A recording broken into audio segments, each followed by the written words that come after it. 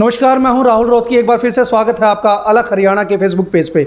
आज जिस हॉस्पिटल के अंदर हम खड़े हैं वो है जॉय लाइन हॉस्पिटल, और सुनारिया गांव के अंदर इकलौता एक ऐसा हॉस्पिटल है जो सभी सुविधाओं के साथ यहां पर लोगों की सेवा करने के लिए नया खुला है। हमारे साथ जॉय लाइन हॉस्पिटल की पूरी टीम हमारे साथ है और विस्तार में उनसे पूछेंगे कि क्या कुछ खास रहेगा जॉय लाइन हॉस्पिटल में। डॉक्टर परमेल चौधरी हैं, बहुत बहुत स्वागत है सर। हाँ, नमस्कार सर, आप लोगों का भी बहुत बहुत स्वागत कि आप लोगों ने इतना मौका दिया हमारे हॉस्पिटल को। हमारा हॉस्पिटल का नाम है Joy line hospital, multi speciality hospital है ये।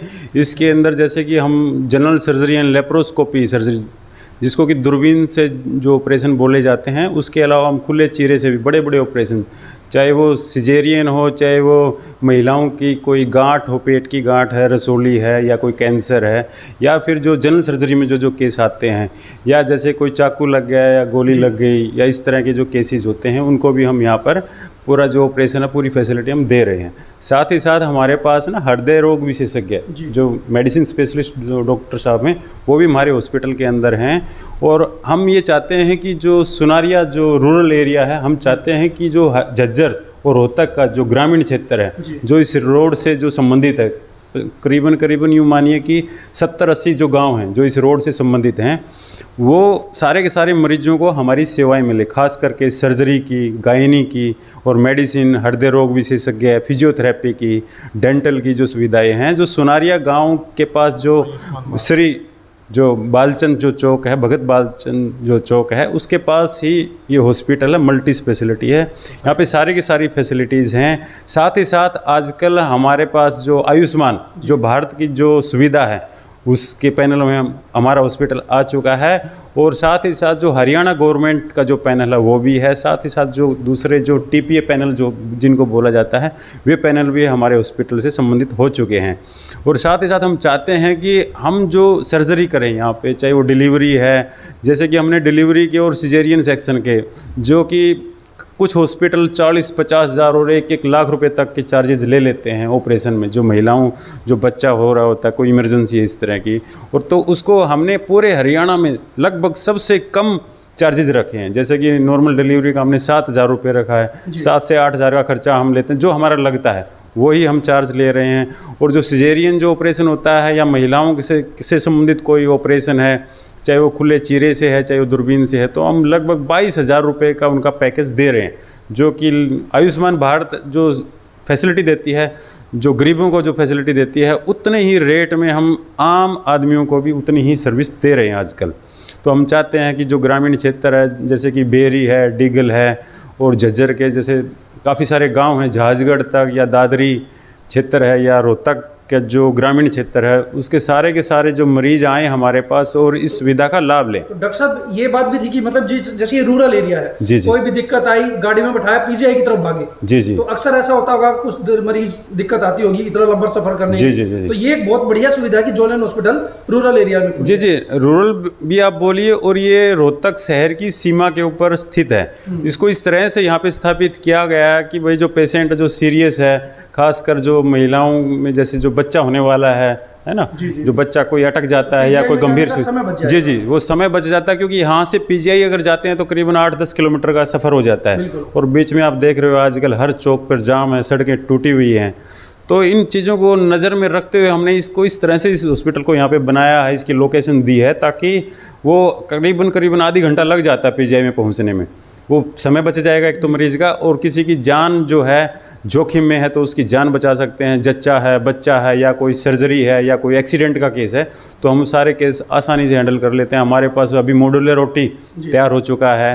साथ जो जनरल ओटी जो होता है, चाहे वो गायनी है, सिजेरियन है, या नॉर्मल डिलीवरी की जो ओटी हैं, जो ऑपरेशन छोटे मोटे या बड़े से बड़े ऑपरेशन भी हम आजकल कर रहे हैं यहाँ पे, चाहे दूरबीन का। और मैं ये देख रहा हूँ कि अपने यहाँ रोहतक में और आसपास के हर देखता हूँ बस स्टैंड के पास ना ये बैठे होते हैं लोग, बवासीर वाले, भगंदर, फीसर, फिस्टूला, और उनके 25-30 हज़ार रुपये ले लेते हैं। जो झोला छाप जो डॉक्टर होते हैं वो क्या बोलते हैं, धागा वागा बांध देते हैं या करते हैं।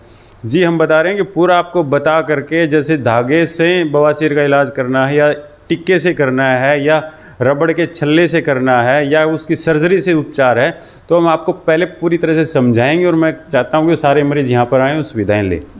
एक बहुत बड़ी बात मैं अपने दर्शकों को बताना चाहता हूं, पीजीआई के अंदर एक बहुत बड़ा केस आया था, नामी केस, तनिषा जिसको गोलियां मार दी थी और जिसके बचने के चांसेस बहुत कम थे।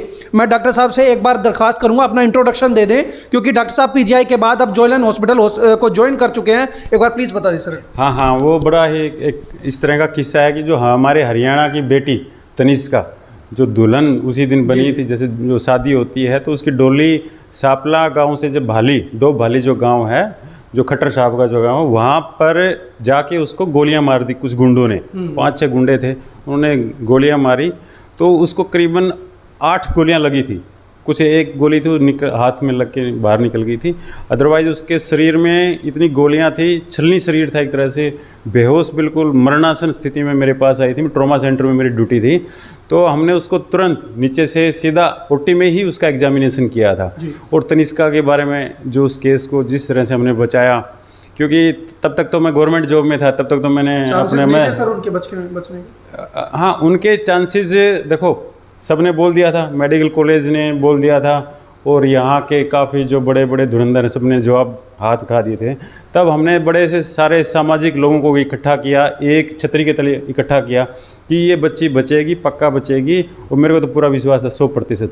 और आज वो बच चुकी है, पढ़ाई कर रही है, मेरिट से अपने पढ़ाई कर रही है और आगे जाके पुलिस में ही भर्ती होना चाहती है। बेसिकली वो डीएसपी या फिर एसपी बनना चाहती है। तो देखिए ये सारे केस हमने किए ट्रॉमा सेंटर।